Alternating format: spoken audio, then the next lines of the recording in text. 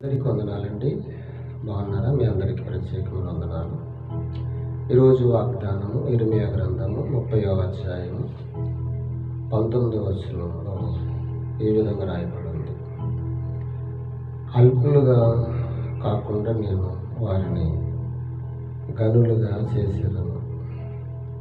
దేవునికి మహిమ కలుగును గాక. ఈ వాక్యము మీ కొరకు ఆశీర్వదించును గాక. అల్పులు కాకుండా నేను వారిని గనులుగా చేసేదను. నిజమే, బలహీనులుగా ఉండకుండా, దరిద్రులుగా ఉండకుండా, ఒకరి మీద ఆధారపడి బతకకుండా,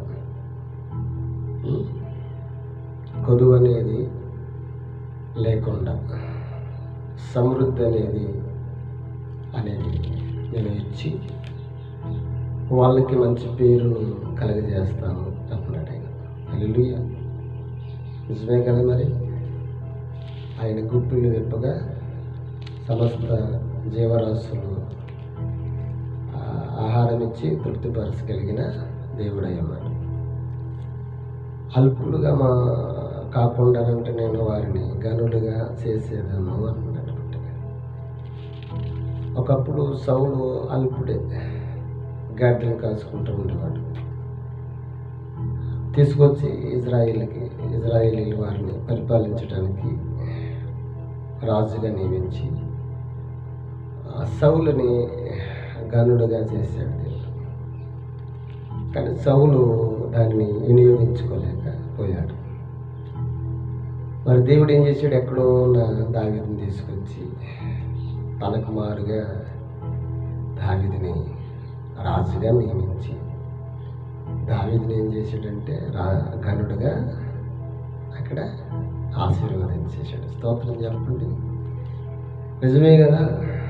ఇక్కడ రాయబడిన మాట ఏంటంటే అల్పులుగా కాకుండా అంటే నేను వారిని గనులుగా. ఆయన ఒక్కడ మాత్రమే ప్రతి ఒక్కరిని గనులుగా చేయగలిగిన వాడు. మనం చూస్తాం కదా, గనురాలైన స్త్రీ ఉంది ఒక సునిమిపట్నంలో. నిజమే కదా. ఆయన చెప్పాడు కదా, పలానా ఆమె ఉంది, అక్కడికి ఎలియా ఇల్లు అని చెప్పి. సమస్త మెరుగున దేవుడు ఆయన. ఈ రోజున నిన్ను ఉన్నతమైన స్థితిలోనికి తీసుకెళ్ళాలంటే దేవుని మాట వినాలి.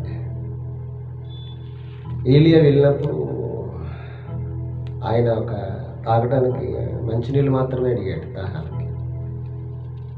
ఆమె